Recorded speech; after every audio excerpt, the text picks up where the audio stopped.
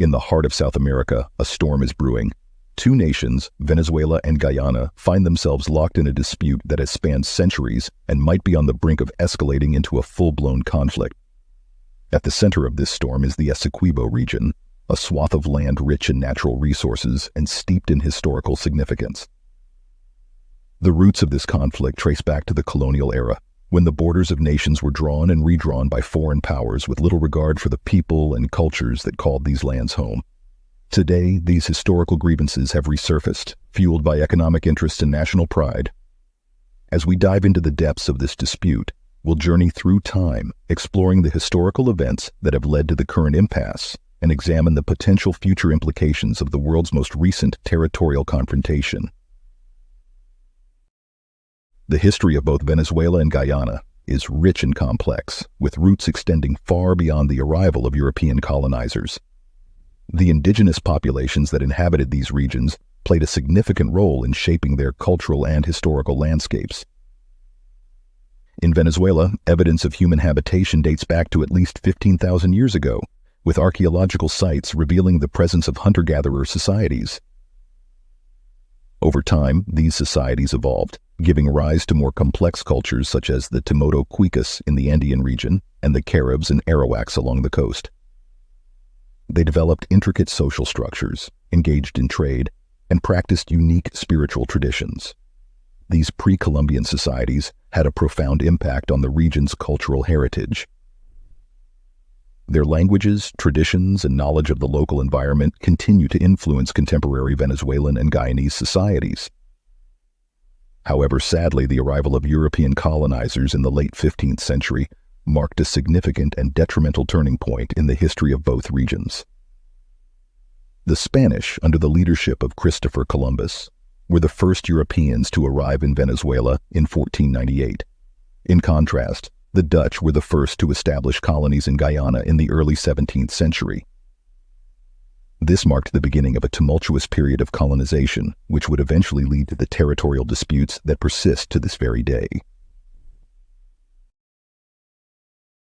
During the colonial era, both Venezuela and Guyana underwent significant transformations. The indigenous peoples faced new systems of governance, economic structures, and social hierarchies imposed by the Spanish and Dutch colonizers, respectively.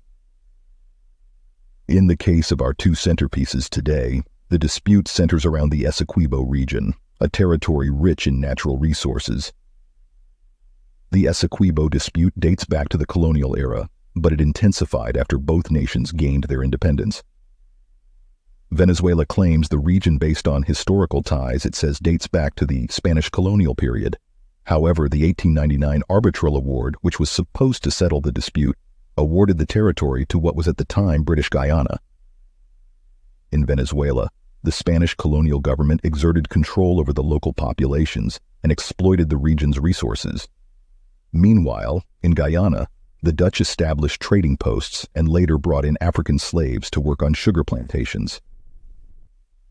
Originally settled by the Dutch, the region was claimed by the Spanish, seized by the British, and subsequently restored to the Netherlands.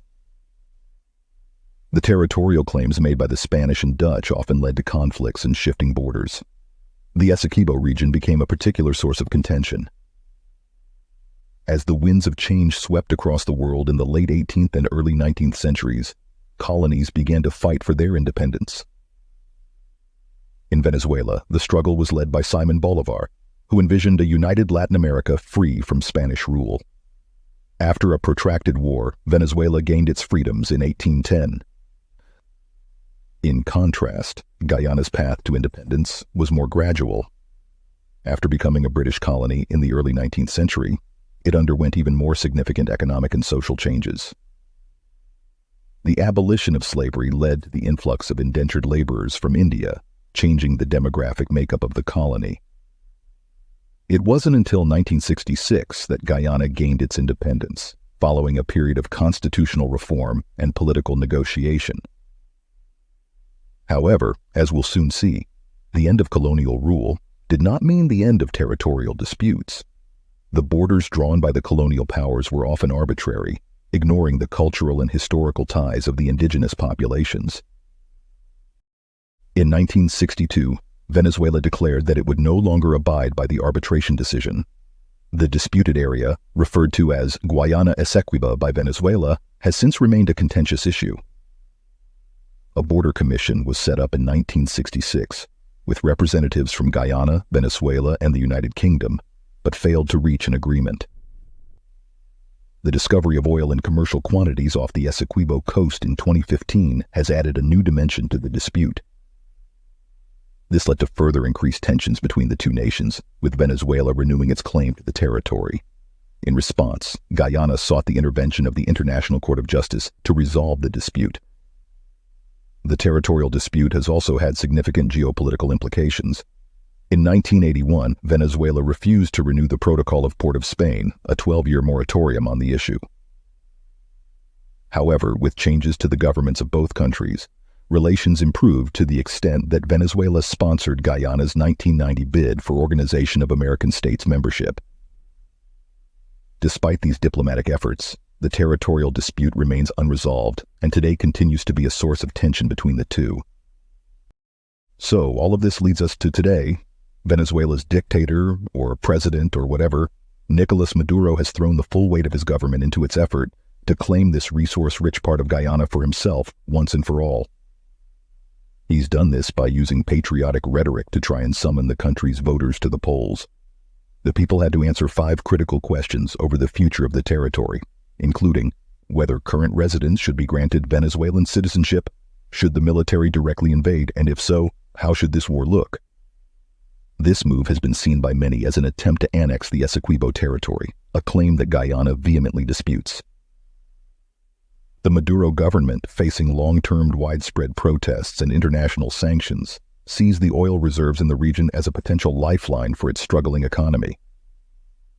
The U.S. oil giant ExxonMobil has already started production in the disputed waters, a move that has been met with protests from Venezuela. In response to Venezuela's claims, Guyana has sought the intervention of the International Court of Justice, who have been asked to confirm the legal validity and binding effect of the 1899 arbitral accord regarding the boundary between the two countries.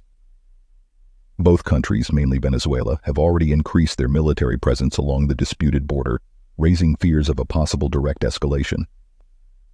The territorial dispute between Venezuela and Guyana serves as a stark reminder of the lingering effects of colonialism in Latin America. The arbitrary borders drawn by colonial powers continue to be a source of conflict and tension the world over, and as we've seen in recent years, at an increasing amount. As the situation continues to evolve, it serves as a reminder of the complex interplay between history, politics, and economics in shaping the destiny of nations.